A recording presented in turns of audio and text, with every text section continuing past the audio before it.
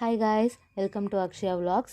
இன்றைக்கி வந்து காலைல எழுந்திரிக்கிறப்பவே மாவு வேணும் அப்படின்னு சொல்லிட்டு இட்லி மாவு அரைக்கிறதுக்காக தான் அரிசி வந்து ரெடி பண்ணிகிட்டு இருந்தேன். அரிசி களையும் போது நம்ம கொஞ்சம் கல்லுப்பு ஆட் பண்ணி நம்ம களைஞ்சோம் அப்படின்னா மாவு நல்லா வெள்ளையாக வரும்.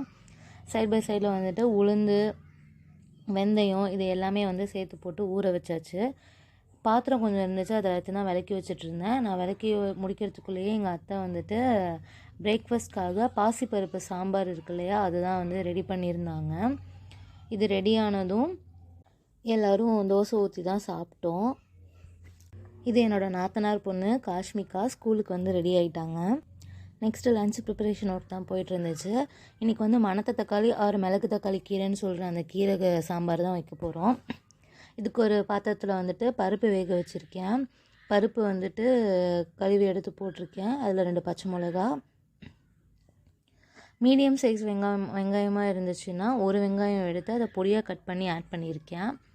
இதோட கொஞ்சம் வந்துட்டு சீரகமும் ஆட் பண்ணிக்கிறேன். அடுத்து அதில் வந்துட்டு பெருங்காயம் ஆட் பண்ணி மஞ்சத்தூள் ஆட் பண்ணி நல்லா வந்து பருப்பு வந்து வேக வச்சிடுறேன். இது சைடில் இருக்கட்டும். நெக்ஸ்ட் நம்ம வந்துட்டு உருளைக்கிழங்கு ஃப்ரைக்கான ப்ரிப்பரேஷன் வந்து பார்க்கலாம்.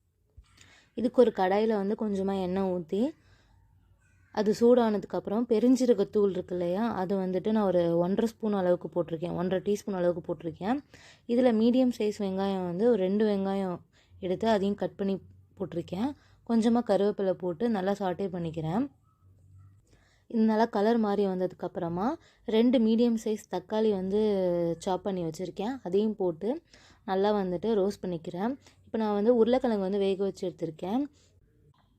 சில பேருக்கு வந்து உருளைக்கிழங்கு வந்து ரொம்ப மையம் இருந்தால் தான் பிடிக்கும், ஆனால் எங்களுக்கு வந்து அப்படி பிடிக்காது. அதனால் நான் வந்து வெறும் 2 விசில் மட்டும்தான் வச்சு எடுத்திருக்கேன்.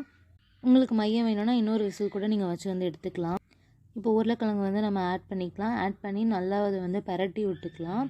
இந்த டிஷ்க்கு வந்துட்டு தனி மிளகாத்தூள் வந்து நல்லா இருக்காது. குழம்பு மிளகாத்தூள் வீட்டில் அரைப்போம் இல்லையா, அந்த குழம்பு மிளகாத்தூள் தான் நல்லாயிருக்கும். அதனால் அதுதான் நான் வந்து இதில் ஆட் பண்ணியிருக்கேன்.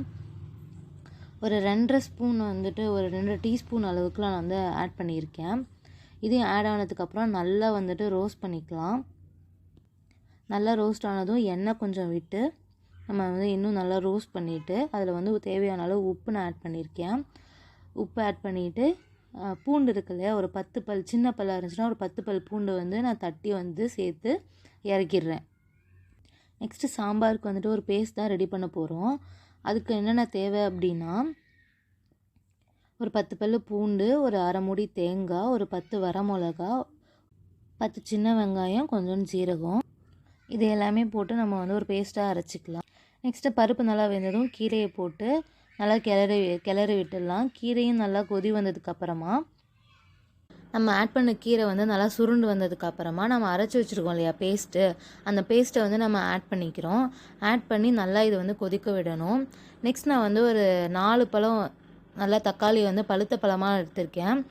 3 வந்து மீடியம் சைஸு, 1 மட்டும் குட்டி சைஸாக எடுத்திருக்கேன். இதை வந்து நல்லா நம்ம கையாலே நம்ம வந்து புழிஞ்சு விடணும். பிழிஞ்சு விட்டால் தான் அதோட டேஸ்ட் வந்து கிடைக்கும். ஸோ பிழிஞ்சு விட்டு நல்லா இதை வந்து கொதிக்க வச்சுக்கலாம். சாம்பார் நல்லா கொதிச்சு அதோட ராஸ்மெல் போனதுக்கப்புறமா நான் வந்து தாளிச்சிக்கிறேன். இன்னொரு தாளிக்கிற கரண்டி வச்சுட்டு கொஞ்சமாக வந்து எண்ணெய் ஊற்றிருக்கிறேன். அந்த எண்ணெய் வந்துட்டு நல்லா வந்து சூடேறணும். சூடேறினதுக்கப்புறமா அதில் வந்து கடுகு போட்டிருக்கேன். கடுகு வந்து கம்ப்ளீட்டாக எல்லாமே பொரிஞ்சு முடிச்சதுக்கப்புறமா உளுத்தம்பருப்பு போட்டிருக்கேன். அதுக்கப்புறம் வரமிளகா, இதையெல்லாம் போட்டு நல்லா கலர் மாறினதுக்கப்புறமா அதையும் வந்து நம்ம வந்து குழம்புல சேர்த்துட்டோன்னா குழம்பு வந்து முடிஞ்சிருச்சு. ஆல்மோஸ்ட் இன்றைக்கி எல்லாமே ஒர்க்குமே முடிஞ்சிருச்சு, சீக்கிரமாகவே முடிஞ்சிருச்சு. சைடில் நான் வந்து ரைஸ் வச்சுருந்தேன், அதாவது வடிக்கிறதுக்காக வச்சுருந்தேன். அதுவுமே ஆல்மோஸ்ட் வந்துட்டு வெந்துருச்சு. எங்கள் அத்தையும் வந்துட்டு அரிசி ஊற போட்டிருந்தோம் இல்லையா, அதுக்கும் மாவு வந்து அரைச்சிட்டு இருந்தாங்க. அதுவுமே முடிஞ்சிருச்சு. ஸோ ரைஸ் வந்துட்டு கம்ப்ளீட்டாக ரெடி ஆகிடுச்சு. இப்போ வந்து அதை வடிக்கணும்.